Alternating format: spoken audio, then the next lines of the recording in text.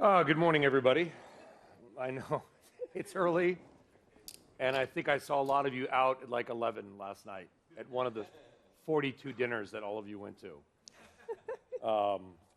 This is my 24th Milken Global Conference. Well, I know this guy said, wow. I started when I was 8 years old. Nobody has been to more, this is true, it's not fake news, except for Michael Milken and Michael Clouden. And I still don't know how to time it to get here, so I almost missed the panel. So it's good to see everybody here. If you ever watch CNBC or watch what I do, you'll know that I'm heavy in energy. I believe in it. I think it's the most critical.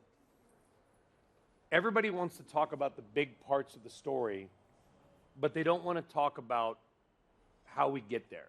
And I think that's what's important about this group and this panel and this event, and not just this event, but the money and the investment going forward. So really honored to do this.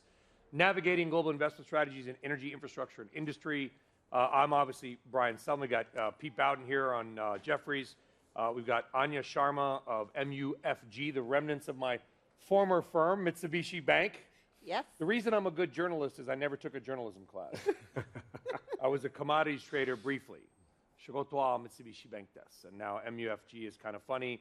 And his firm is based at 520 Madison Avenue, where I sat on the 19th floor at Mitsubishi Bank. So it's all coming full circle. Representing France in the House is Matthias Berghardt. He's Executive VP of Ardian. He's the CEO of Ardian France. And then we have Carl Kuschel. He is Head of Infrastructure Americas at Macquarie Asset Management. So I think it's fair to say, Anya, and we'll go ladies first, because I know it's funny, because you guys tend to be later on in the investment cycle. That's correct, yes. So take us sort of backwards. Where are we right now in energy and in infrastructure investing? And more importantly, where are we going? Because if we don't invest now, I think the technical term is we're doomed. Yeah. It's a good, excellent question and a good kickoff for this panel here. Brian, thank you for having me. I'm excited to be at Milken. It's my first year. We at MUFG Bank have been in the infrastructure and renewable space and project power space in the Americas, almost for over 40 years. We have probably in the last 20 years financed or touched or advised all of the infrastructure projects you see on ground in the United States.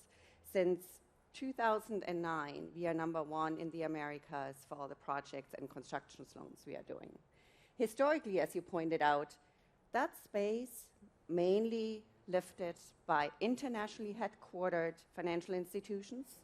Most of the construction financing is actually done by internationally headquartered institutions and banks.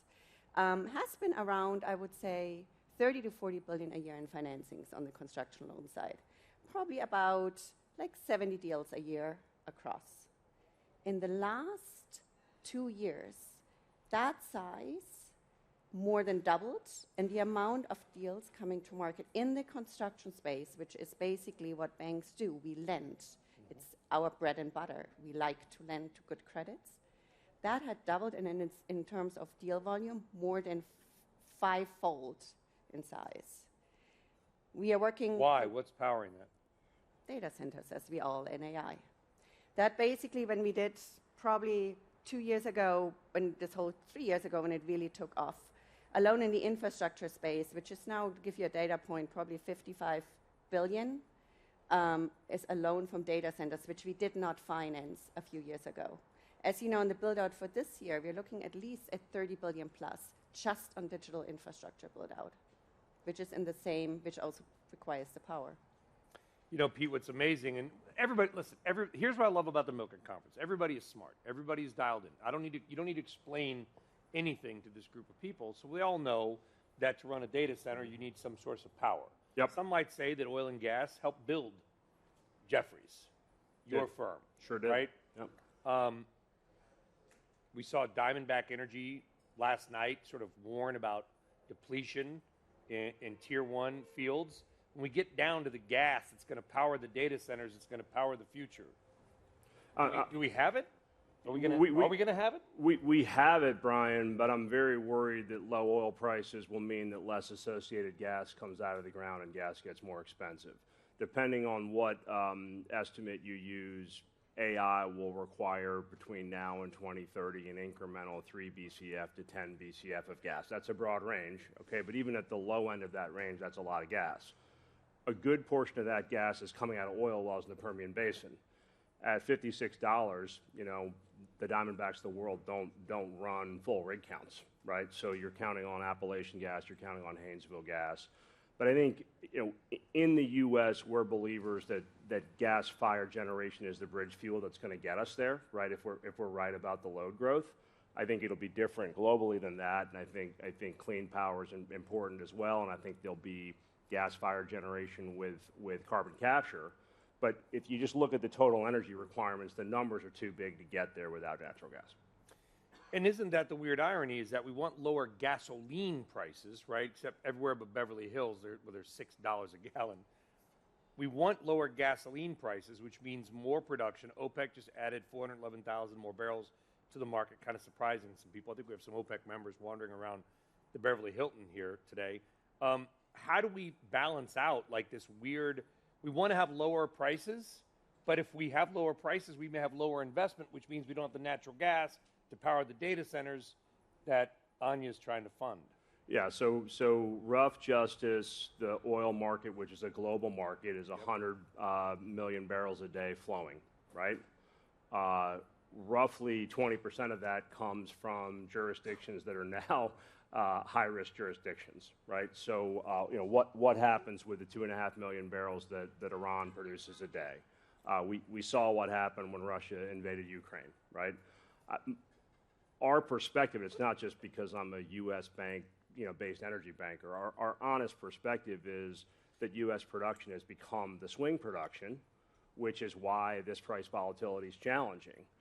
I think this administration wants to drive down costs at the pump. Every political administration wants to do that at some level, but there is a perverse consequence to that, which is the producers will hold their inventory for better prices in the United States, just like they always have in OPEC Plus. So to say, okay, just keep drilling into, or drill baby drill into $56, you know, if I own the resource, I'm not doing that. Carl, you agree we're going to have the power or no? Look, I think it's one of the big challenges that we face in this particular market. I mean, if you think of the big thematics in infrastructure more broadly, they've been digital and they've been energy, but they've been running sort of alongside each other. The real piece we're trying to navigate at this point is one is now potentially a constraint on the other. So if you think about, you know, what data centers are doing to electricity demand in the US. I mean, electricity demand's been flat for the best part of 20 years.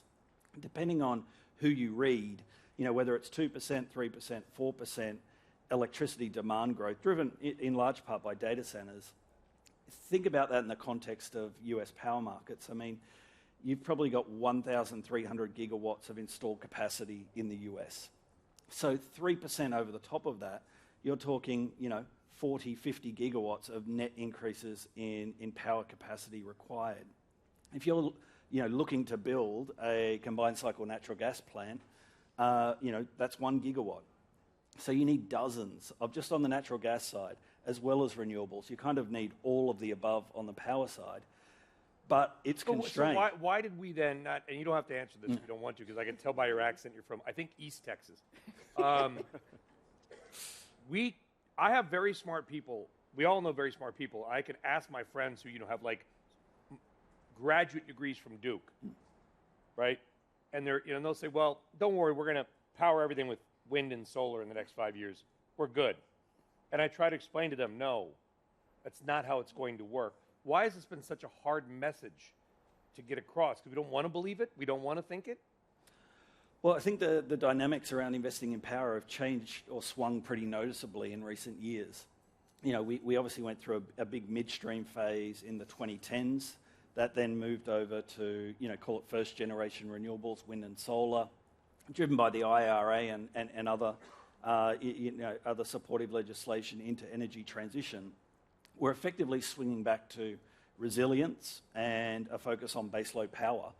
But there have been a lot of, you know, natural gas plant opportunities being developed in the last few years because of that. So they're not shovel ready. So if you think about a reasonable development phase for a natural gas plant, 2 or 3 years, then 3 or 4 years to build it, even if you don't have supply chain constraints on equipment, the ability of power markets to respond to the increasing demand is challenged. So I'm not sure it's just gas, it's just renewables. We're literally in that environment, and we obviously invest on the equity side, is there are so many opportunities. You don't actually have to think, I need to constrain my investing opportunities to one particular part of either the energy side or the digital side. It's just a very CapEx intensive part of the infrastructure cycle at the moment. Yeah. We're rewiring the world on the digital side, fiber, data centers, and power needs to respond. But we're not shovel ready for that. So there's going to be constraints in the system for the foreseeable future. Yeah, Matthias, it's a global panel. I love France. In my bad French, love your country. Spain just had the biggest blackout in Europe's history. I don't know if you guys all saw that a couple days ago. Part of France, too, by the way, and North Africa. Scary stuff. France, the leader in nuclear. And I feel like the countries that are the leader in their power source will be the leaders in their economies. It's been you don't have to go into the politics of what's happening in Europe. But where are we now, and where does Ardian think we're going? Where are we headed? Because I feel like Europe's at even more of an important inflection point than the United States. Well, it's true that for some years now, in particular since COVID, we live in a totally unpredictable world. So for us investors and even more for our clients, the question is where to invest is a big question. So you have to go back to common sense and see where are the long-term dynamics, which will, even though there is short-term volatility, will make your investments, I would say, successful. So the first thing is not to lose money and to invest in which over the long term will have value. So one clear fact is that what a driver is connectivity. So traditional connectivity was transport, airports, roads, rail infrastructure, and now virtual connectivity is something which is clearly something where there is massive needs. But the enabler of all this is energy. So what is the right mix of energy? Because people tend to say, oh, no, let's go to offshore wind. Oh, no, let's go to batteries. Let's go. I think the reality is that in this very uncertain world, what we have learned is that diversification is king. I mean, for example, we are invested obviously a lot in Europe, but our main investor community are US investors. So why? Because Europe is a good place to invest in infrastructure. And people want to be diversified in these environments. The diversification today is king. Nobody knows what will be the oil price or the gas price, depending on, the geopolitics. Everything can change very quickly. So being diversified, so what kind of technology? I think gas-fired plants, and we have gas-fired plants here in the US, are certainly a clear option to have as a complement of renewable. Renewable has become, we like it or not, the most cost-efficient energy source, especially if it's combined with base load CCGT. So that's where I think we should invest, also new technologies, and also in carbon capture, because we believe that decarbonization, despite the political agendas, is something which will prevail. Why? Because the financial cost and the casualties of climate change will grow every year. So at some point, it will become really at the top of the agenda again. And at that time, if you have not the right mix, you are inefficient from an environmental point of view, you will have your asset, you won't be able to sell them. So, for example, probably today is a very good play to buy a coal plant, but will you be able to sell it in 5 or 10 year time? If you are a US pension fund, will you invest in a coal plant and you don't know whether in 10 year times the same regulation will prevail and you will be able? If you buy a CCGT, brand new CCGT, very efficient, you probably have a safe investment. But it's a good trivia question for a party. Whatever parties or 20 dinners you go to tonight, just ask the table, in what year did the world use the most ever coal? Right? And you'd be shocked. Some people be like, 1852. Like, no, 2024. going up. And our renewables, which are great, by the way, I grew up here. I grew up in Los Angeles. We drive to Vegas, and there's windmills. They've been there for 50 years, you know? Is it the most cost-effective when you also have to have the base load to back it up? Because I think Spain just learned, and Germany has, when they had to go buy emergency power from Norway, and electricity rates in the UK have doubled. We all in this room can afford that. But for a lot of people, it's tough. Are they really the lowest cost when you combine, sort of add that stuff in? I think if you combine rightly, yes. I mean, look, Germany. Germany was, all their economy was based on cheap Russian gas. It was the most cost efficient, and they only bet on this one. France, they bet on nuclear. 80% of our capacity is nuclear. But if you have a problem and you have a single technology, you're dead. In the UK, we are shoulder of Heathrow. We have this fire in the substation. So diversification is king. Diversification is king. And certainly, I mean, renewable energy will have a strong position in terms of cost efficiency, but not alone combined. The nuclear is a very good base load. I mean, we're French, as you say. Yes. We love nuclear. But will you put 80%? And the cost of a brand new nuclear plant is very expensive. Anya, do you guys are you sort of energy source agnostic? What's MUFG's view? So at MUFG, I agree with you, Matthias. You should have access to all of the different what's on the table because we will need it for the next build out. We need to be sustainable energy, resilient power energy to provide it. We need all of it. For MUFG, we never stop doing gas. We love our renewables. We are builder. We're one of the first ones doing battery storage. We're one of the first ones doing fuel cell. We love new technology and lifting the market up to new levels and bringing other banks along with us. We're having a tougher time with coal, and we're having a tougher time with nuclear. Like probably most, or I would say 90% of the financing lenders in the United States. Canada is probably a little bit different, but for now, that's basically what we have. But regardless, I mean, last year in the United States was a little bit this year of the offshore wind. This year, we're going to shift back to LNG financing because we need basically all of it. I see, for my seat, more lenders coming back into gas. For that reason, what you just outlined, you cannot, and what you outlined, Brian, you cannot just have wind and solar run everything. It's not sustainable, not what we need. It's just not going to work. Use like iPhone messaging, right? Yeah. Anybody seen that GIF? Like of that like fat little baby that like runs into a room and then it sees something that runs back out. You know if you don't look on your phone, I don't know what reversal or whatever the turn, and you'll see this little chubby kid comes in, and then he runs back out. I feel like that's what the U.S. just did, right? I mean, offshore wind. I'm like, on the news, and we're like, governors are going out on a boat, and they're like, hey, it's a wind turbine, and now that we don't hear about it, they're gone. It's bizarre. It's the pivot that we just took in 4 years, and may take again in another 3. Who knows? Yeah. It can't be good for investing because investors need 30-year timelines, and yet I don't know where we're going to be in 4 years. Well, I think that might be right, but as you said, we're not looking 1 year out, 4 years out. We're looking 30 years out. I think the direction of travel is pretty clear, right? That we need increased investment in baseload, and then the economics around renewables and new technologies are going to become more compelling over time. Right? Your question on coal is uninvestable for long-term infrastructure equity investors because you can't get comfortable about what the terminal value is unless you're going to repower, right? And you're going to use those interconnects to replace that coal plant with some other form of power generation. So that would be the long-term strategy. All the coal?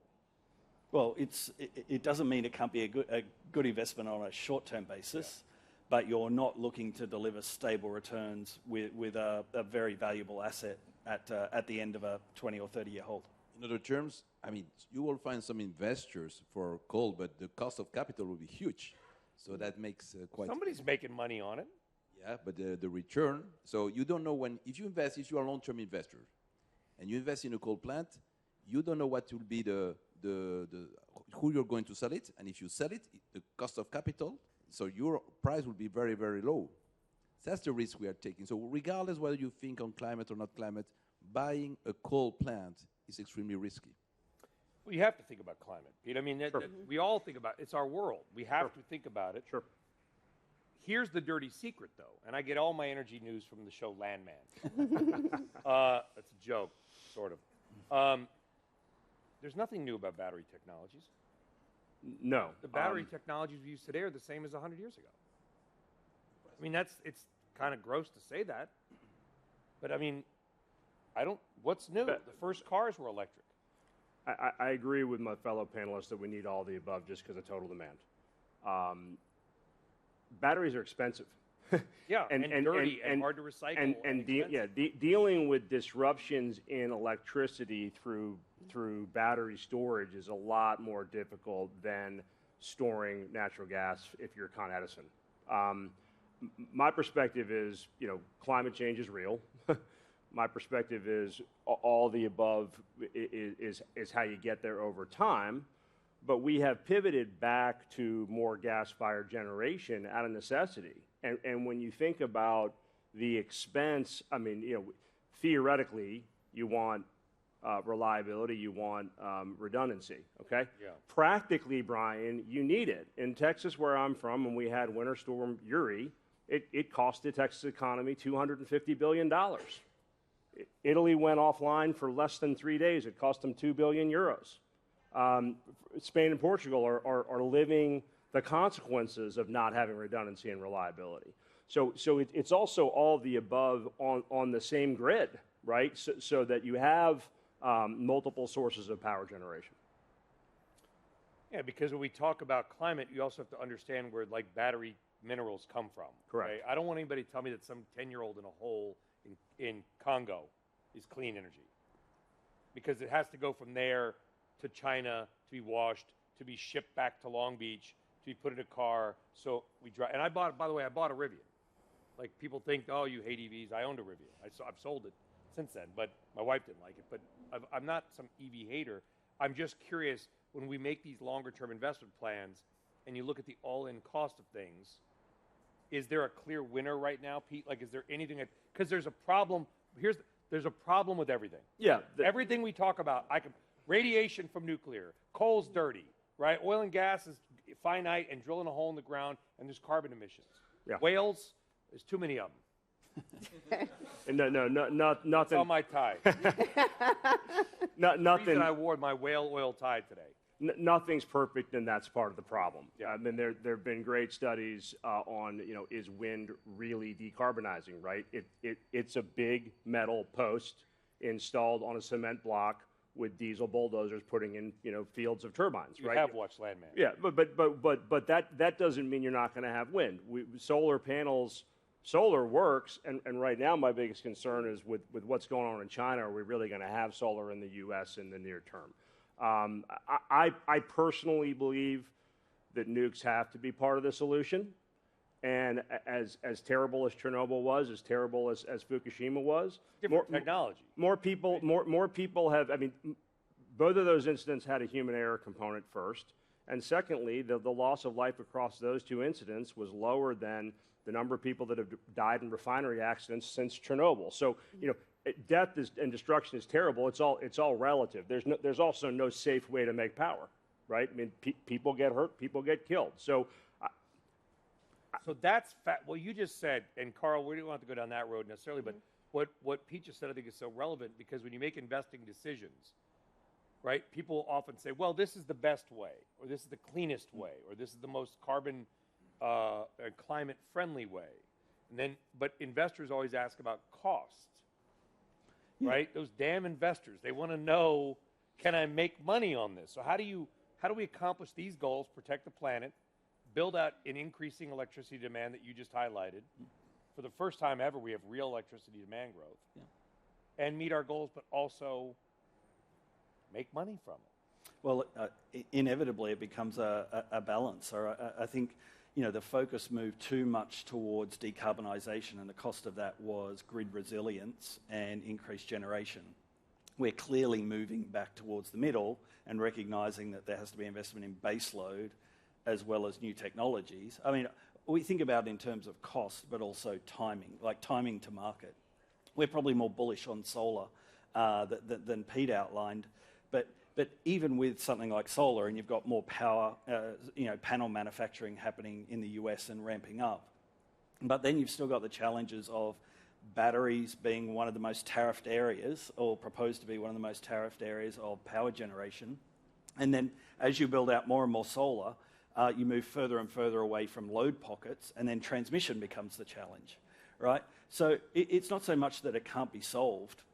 It's going to be a long process. So, I think what we're positive about is that the market more broadly and investors recognizing that there's real value in an orderly transition, right? You just don't swing from brown to green.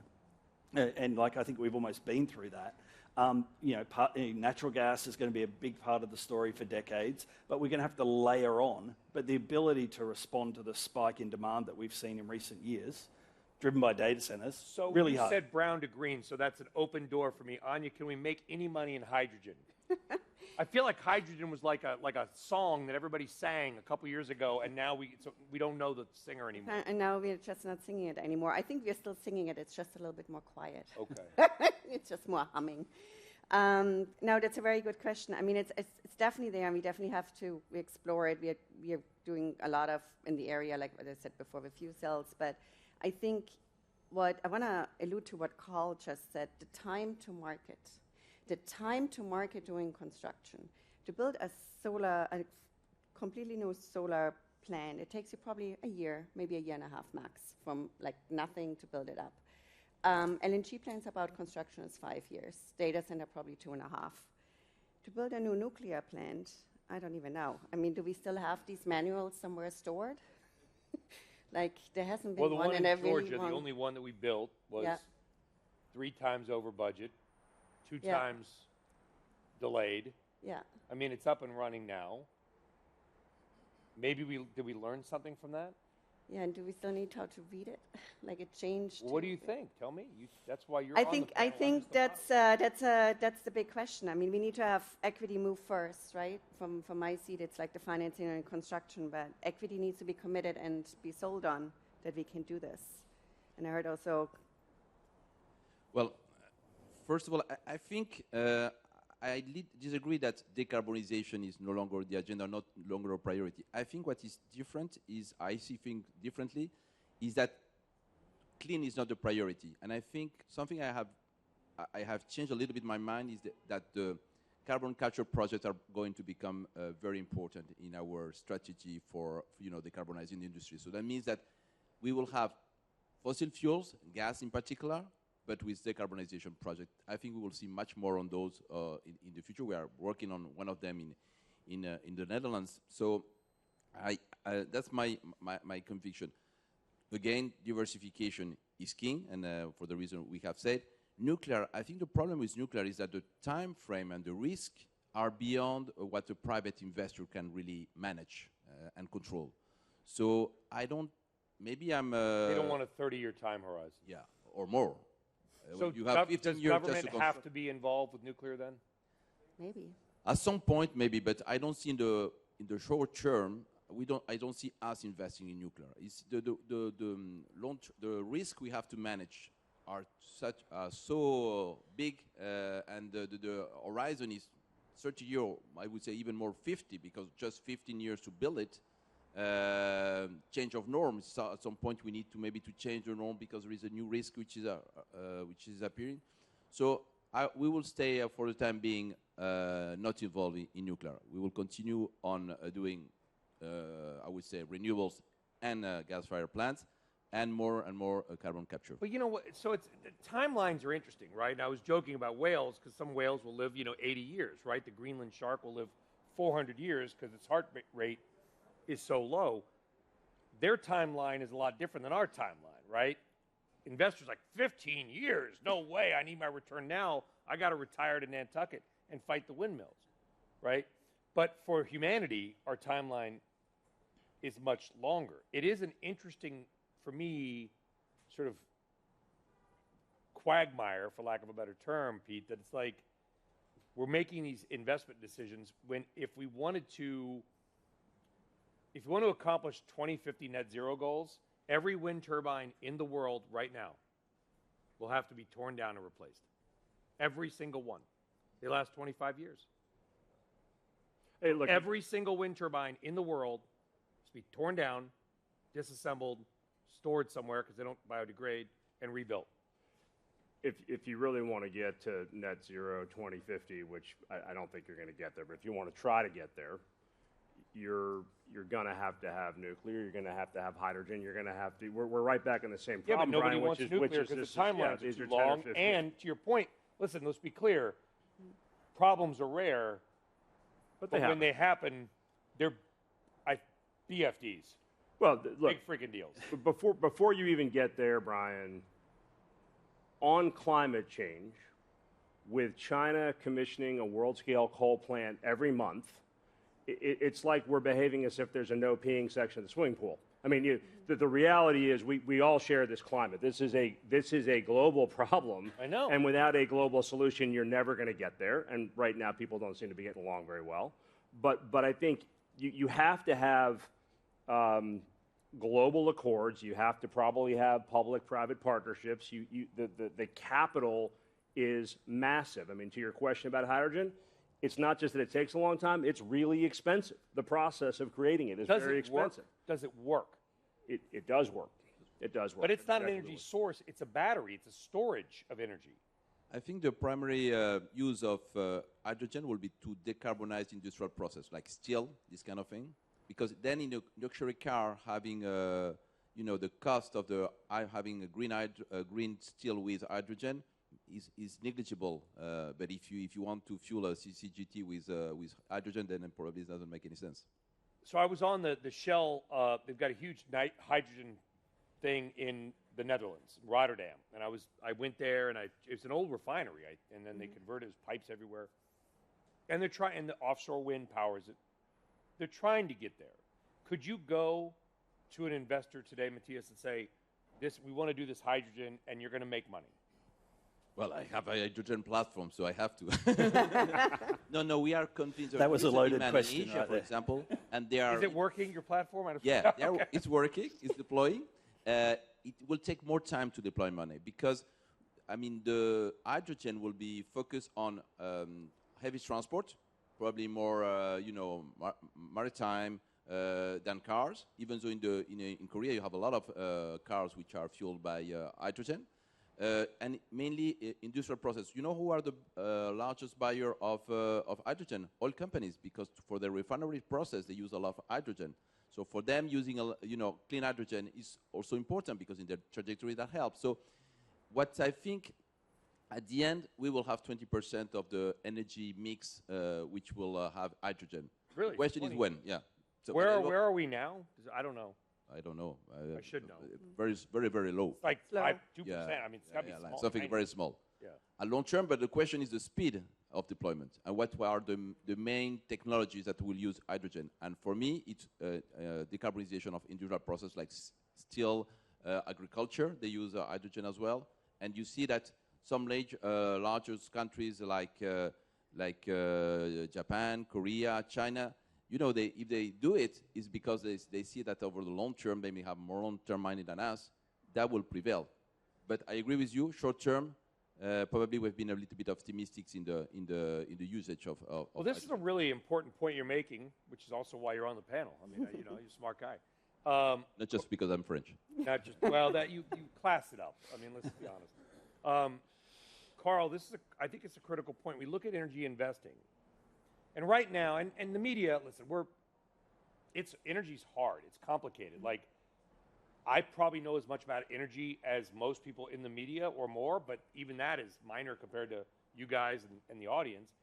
And it's a very confusing thing for most of the public and even members of Congress. I mean, I meet with them, I talk to them, and what they say makes no sense, but I don't blame them because we don't teach it. We don't learn anything about it.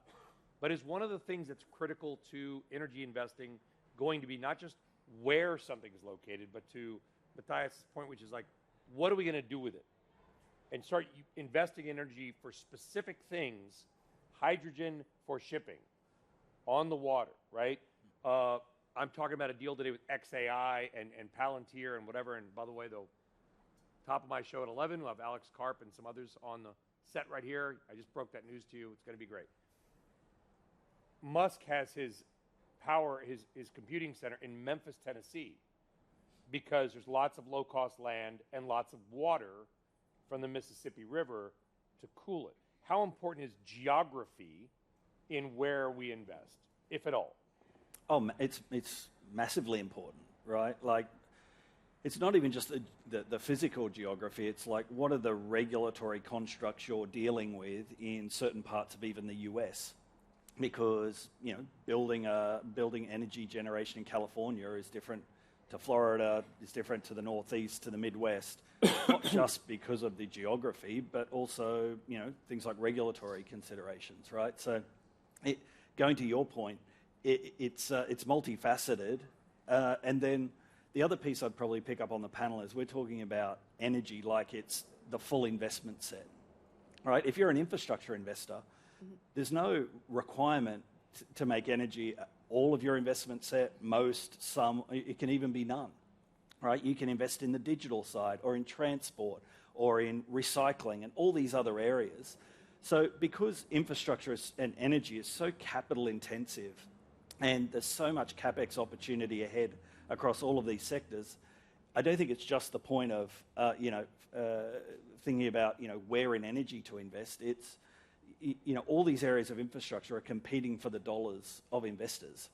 But directly addressing your question. Well, can I follow up on that? Sorry to interrupt. Yeah. Great points. How much does permitting then come into that? Because you can agree to get everything. Anya can give you all the money you want. You can build everything, and then you realize you can't get a permit to run the power line, and then it's screwed.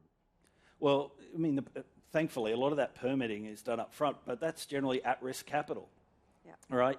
And it is not uncommon in the US and lots of other markets. You are not talking even in terms of 1 or 2 years. You're in some cases talking the best part of a decade or more for complex development work, whether that be around desalination, energy, some of the other sectors.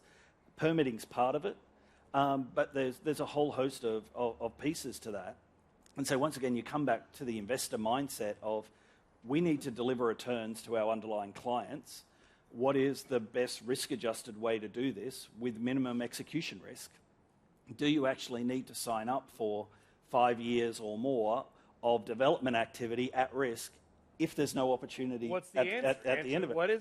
Well, that's why, even with the Trump administration bringing, more focus onto conventional energy, there isn't a host, a really long list of shovel-ready projects on the conventional side, because the private market was saying, actually, that isn't prospective enough for us to spend a lot of time on that during the Biden administration, on the chance that will be a great place to invest. There's just easier ways to deliver returns. So instead of being a long way through those development cycles, a lot of that is kicking off, and it just all pushes to the right. But permitting, the lead up to the investment decision where, we'll go to lenders, we'll put the entire consortium together, that can often be a long way down the track. And so execution risk is not, just thought of in terms of you make, that final investment decision. It's where do you, even if you have a large investment team, where do you spend your time in developing those opportunities? And, candidly, from a private perspective, there are so many opportunities, whether it be across digital, energy, and other sectors, that capital is crowding into some of those areas. And then the challenge is it kind of flips, and it's saying, okay, say data centers has been a great place to invest recently. Actually, will that be the case going forward? Because everyone sees the thematic. If everyone sees the thematic, you don't deliver the returns just for investing there. What's the edge? But in something like data centers, people have been developing these long pipelines of development sites because you could buy off on the long-term demand. So what it means is that private capital is moving where it's most wanted, and if it's really hard and has really hard long timelines, private capital will go somewhere else. Anya? Yeah, I mean, Carl is hitting on a major point here. The competition for capital is real. Like, it's not just the banks. The projects are getting larger, more demanding, more deals coming to market. With the data centers, we need more power.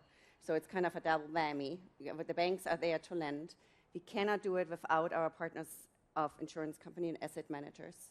They are needed. We are pivoting structures so they can be more early stage on during the construction phase. You see a lot of partnerships also between like banks and asset managers and institutions, because we need to lift this together for the build out. And you have in some areas, because the project finance side and the infrastructure side, especially on the bank market, it's often in smaller institutions, it's the same group. So there's only so much man capacity and capital that can go in for each of these financing situations. So last year we had a couple of situations where investors really had to choose because they could not process. They wanted to do both opportunities, but they couldn't. I think, Pete, the big battle to come is going to be power, residential versus industrial. Yep. Right? So yeah, if you look at total power demand, it's about 1/3, materials manufacturing, 1/3 residential, 1/3 commercial. That's before you factor in AI prospectively, right? One thing we haven't talked about, Brian, is no matter how the power is generated, the grid is the biggest bottleneck in the world. And what's going to happen is these industrial uses, these AI, and it's already happening with data centers. If you have a brownout in a neighborhood, or God forbid, a hospital with insufficient local generation because we're fueling a hyperscaler, that's going to be a political disaster, right? So my perspective is you're going to... Well, they might go burn the data center down. Yeah, well, and Let's just be honest. I mean, if look, people don't have power because Microsoft or Oracle or Meta has a data center and they're without power, that's going to last about 24 hours before the pitchforks come out. There are states that are already pushing back on these kind of developments. The governor of Nebraska said, we don't really want any solar-powered data centers. Thank you very much. We grow wheat, and by the way, you're not employing that many people. Like you're scarring our landscape. You're not providing a lot of jobs, and we're not interested in these projects in our state anymore. Now, I don't think that's going to be every state in the nation, and I think that's extreme because there was a lot of solar development quickly in an area that was having some grid problems. But I think you've nailed it, Brian. I think this is going to be a huge issue because the capacity to move those electrons is finite right now. Yeah, I think that we should not. I mean, we all believe that data centers and virtual connectivity will, have a strong growth. But there will be losers and winners. I mean, we saw that in the fiber market in infrastructure. There's been, everybody was willing to invest in fiber, invest in billion, and there's some overcapacity. So the question is, there will be a lot of data centers, but investors start to be cautious and say, what are the winning data centers?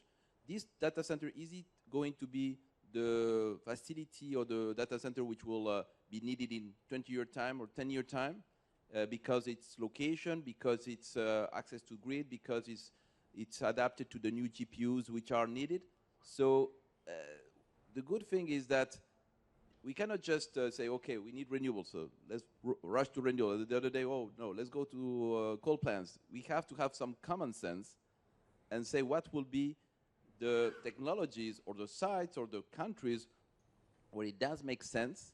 And at some point, if you realize that there is, for example, a debate for population doesn't want anymore, maybe you need to sell. So common sense should be our compass, even though Warren Buffett is retiring, which is a... I love your point. I love your point, because if you're a certain age, if you're of a certain, and I'm of that age, there's a company that many of us remember by the name of Global Crossing.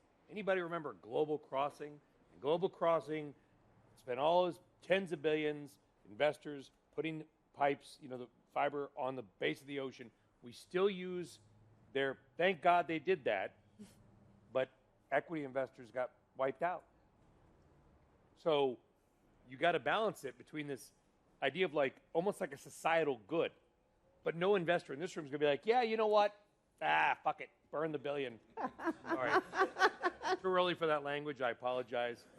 Screw it, burn the billion because it's societal good. I'm not sure anybody in this room is doing that. I would say, Brian, that one of the things that works about energy is the cycles are self-correcting, which is when you're short on energy, you'll pay more for it. So if you say, okay, are the returns going to come? Been to Germany? Are got the bad word on that edit, please. are the returns going to come if we really do grow our power generation capacity to meet this demand? I think we're going to. I think we're going to have to. By the way, the 200 leading industrial companies in the world between 2022 and 2024 filed for 40,000 AI-related patents. So if we think we're going to not do this, right, we're doing it, and it's going to require, trillions of dollars of incremental investment. I'm going to ask this question. I'm just going to throw it out to everybody because I'm not picking on anyone. So you can take it if you want to take it. Because if I just asked one person this, they might think I was picking on them. We're doing all this panel as if AI is going to be the way it is, data centers are going to be the way they are for the next 20, 30 years. January 27th, we get this news about this thing called DeepSeek. And the market's crashed. You wake up, you watch CNBC, hopefully, and you see that it's red stickies flashing. What we do, we got the red lines. Is DeepSeek real? Well, I'll take a shot. Good. Thank you. I'll start it off. God bless the Australian. Absolutely.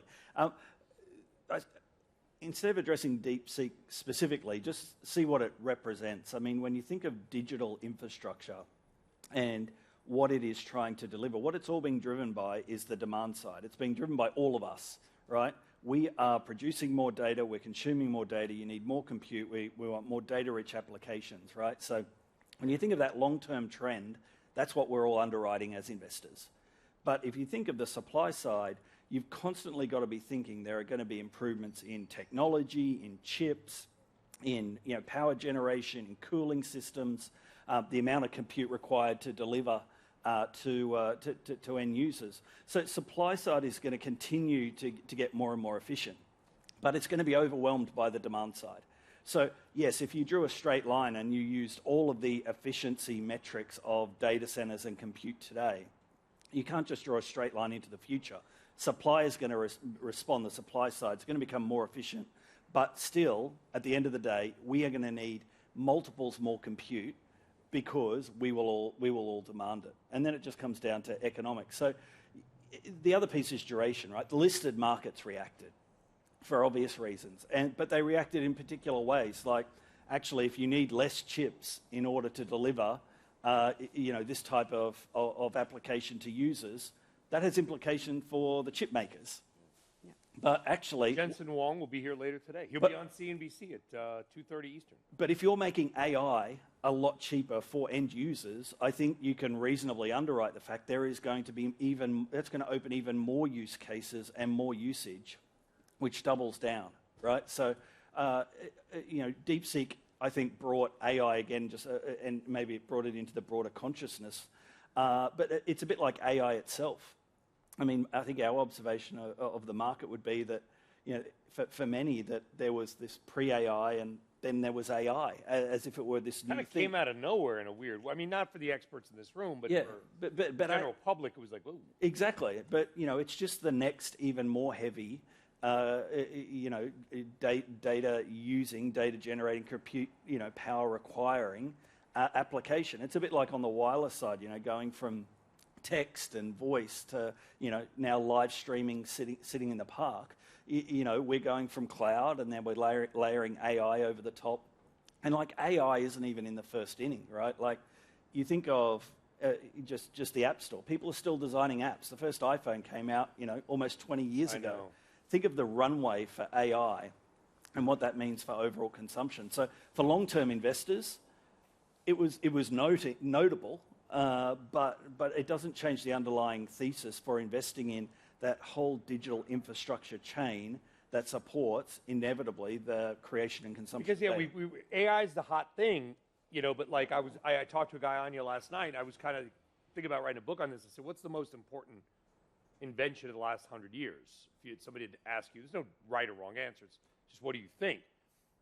And he guessed exactly what I was going at. He said it was air conditioning. I think the answer is air conditioning. I don't think it's the internet. I don't think it's air travel. I don't think it's the iPhone. I think it's air conditioning. I'll tell you why. It's disrupted where we can live. It's disrupted entire economies, entire societies, right? Yeah, you could live in Hong Kong and Singapore. Good luck 50 years ago. But they weren't going to be the economic capitals that they are. Dubai, good luck living there without air conditioning, right? Now it's a global financial center. Consuming power, Americans. I was just in Phoenix a couple of days ago, right? TSMC is building a giant factory out there. Phoenix was the 50th biggest city in America when my grandparents lived there in 1974. It's now the 5th because everybody wants to live where it's hot, they want sun, they want to have a pool, and they want to be air conditioned. How much do you guys factor into like global electricity and infrastructure demand growth? Forget about AI. Just societal changes. Where we live, how we live. The iPhone uses as much power as a refrigerator every day in terms of all the apps running, that kind of stuff. Let's be clear. There's load growth away from AI. I mean, there's load That's growth. kind of what I was. There's load growth based on population, and we haven't even addressed the electrification of the developing world, which is going to happen, right? So, I mean, my perspective is, and you're raising a great point, Brian, which is, it's a moving target. Administrations change, technology changes. We're talking about 10-year projects in a world where what's it going to look like 10 years? None of us know. I do think we're behind on transmission. We're behind on generation. We're behind on that under every imaginable scenario. And the problem with this long lead time infrastructure is if we don't get cracking, right, we're going to actually have brownouts and blackouts like they've had in Spain and Portugal. And then, by the way, the United States is not going to accept that. I mean, I've got 4 teenage boys. You hit the internet down for 15 minutes, you got a revolution on your hand. I mean, if the house doesn't have power for 2 days, it's going to be madness, right? So I think we got to get going on all of this and fast in a world that's volatile, where there's a trade war. I mean, but picking up on one of the earlier questions, like that you raised, I mean, this is why permitting reform and deregulation of development, improving speed to market is absolutely critical. And I think from a private sector perspective, that is one of the key focus areas with the new administration, is their ability to make it easier for us to develop, to invest, to address some of these challenges. Yeah. Some of it's time, some of it's cost, but you wrap it all up and it's like, is this a good use of our time, because there are other opportunities? And so we saw that certainly in the first Trump administration. We certainly want to see more of that, because we want to make some of the issues we're talking about more investable. Yeah, I don't want to make it political because it is unfortunately inherently political. Again, I was at TSMC a week ago in north of Phoenix. It's a true story. They got the permitting to build their third fab. The bulldozers were running. They were on. With people sitting in there. They got the permit. They sent out a mass text to all the drivers. Here's the permit. Go. And they literally hit the gas and started digging. 30 seconds after they got the permit. Where if I want to build a power plant in California, my place of my birth, I love it here, it's like a 10-year analysis. I'm being a little bit, right. We love TV. It's hyperbole. Come on. But you get my broader point. How do you make an investment decision around that when you don't know what's some regional, politician in Huntington Beach will be like, nah, we don't need desalination. There's a small fish that might get sucked into there. We'll just deal with drought. Yeah. It's the permitting, but it's actually a real story, by the way. It's also, what we have to build out is sheer massive. You have to have also from the public side, like supporting from the government, right, to make it financeable. These construction loans, why do banks finance them? Because there have been really good financing opportunities for the last 20 years because they rely on contracted cash flows, they're resilient, they're cash flow based. And for that, you need also the government basically supporting in some of these new areas and technology to give a helping hand. So we get the equity side with the permitting, more comfort that they actually can commit to it, but also then on the debt financing side, that we feel comfortable to go into this construction risk, so to speak. Construction is still a risk during the time you have to build and actually get it to COD and work. But how do you guys do it at MUFG when energy policy has been like flip-flopping every 4 years? You're staying agile. It's a very savvy word, agile. We're going to remain nimble, Yeah, right? Because you want to build something, then all of a sudden the next administration says, well, we don't like that. yeah. Or do this instead of that. It has been interesting. This is not a political comment. Okay. If you look at the Infrastructure Reduction Act, it is the most comprehensive piece of legislation we've had on these topics. A bunch of people got ready to deploy real capital against that, and then we had a series of executive... It's called the Infrastructure Reduction Act? or excuse me, the Inflation Reduction Act. All right. Yeah, it ended up being the Infrastructure Reduction Act. Did anybody catch that? I'm like, Yeah. what happened? Good point. But you get the point, right? Very comprehensive legislation, a lot of capital deployment decisions against it. A lot of that's been paralyzed by executive order, right? So having a stable, forget the Huntington Beach, co-op board. I mean, having a federal regime that's stable is important for these investment decisions. The IRA is going to make a lot of people a lot of money. Yep, it will. All my oil bros are now wind bros, Yeah. or solar bros. But And a lot of capital is moving that way. Yep. People can I bitch agree. and moan about the IRA, but a lot of people are going to get very rich off the IRA and hopefully do some good, build out some more solar, build out some more wind. yeah, it changed the world, and now it's being not decimated, but it's being curtailed by executive order. It's just so stupid. I mean, California, again, I'm picking on I'm from here, so I can pick on LA, like California. It's like, we want more solar. It's a sunny state, not the last 2 days, but it's a sunny state. Build more solar. Build more solar. We're going to change the net metering laws so that you can't actually put the energy back into the grid. And then people are like, what? Because you want to build it out, and then you look at the math, and as private families think the same way as you investors, right? How's the balance sheet look? What's my cash flow? What's it going to cost? We got run out of time, but DS, what's the best? What's the best? Is there a best way to build energy infrastructure right now? Is one better than the other? So I think that you said a very important thing. First, that permitting is critical. So making permitting easier and more predictable will reduce the cost of capital massively. Second, I think the risk we have as infrastructure investors is to assess the regulations. So not only is it a good regulation, but it is a risk that it will change. And one important parameter is the people around, the people vote and the people reaction. We've seen a lot in Europe, and I'm sure you have in the US. You have permits, and the permits, people challenge it. There was demonstration, etc. In France, we have a lot of that. And even if you have a full permitted project, it's abandoned just because there is such an opposition. So the ability to assess whether it will be acceptable to population is becoming key, because that's what we see also in the US. We have an IRA, which was, very, very, I would say, strong, and the Europeans were very jealous about the IRA because IRA was attracting a lot of industrial investment from Europeans, and suddenly it's dismantled. Why? Because there was probably not enough consensus. So assessing either if a regulation has enough consensus in the population is very important, and we go back to common sense. Well, we're going to wrap it. I've got to give Matthias some great kudos, because I don't know how you do it in Europe. You've got your country governments, and you've got the EU Parliament in Brussels, which thinks it has power, but kind of does and kind of doesn't. And then every couple weeks, they're protesting through the streets of Paris. I'm going to wrap it up with a quote from my favorite comedian, Mitch Hedberg, who said, "I'm against protests. I just don't know how to show it." Not my line. Carl, Matthias, Anya, Pete, I want to thank you all.